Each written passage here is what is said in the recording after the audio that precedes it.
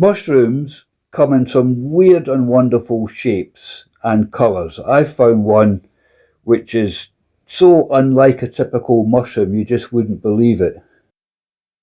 Warlocks Butter.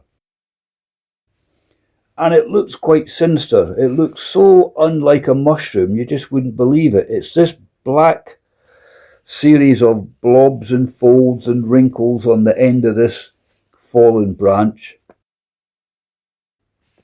It's shiny. It's often found on beech trees, and it features in my book A Brush with Fungi, and it's on page 353.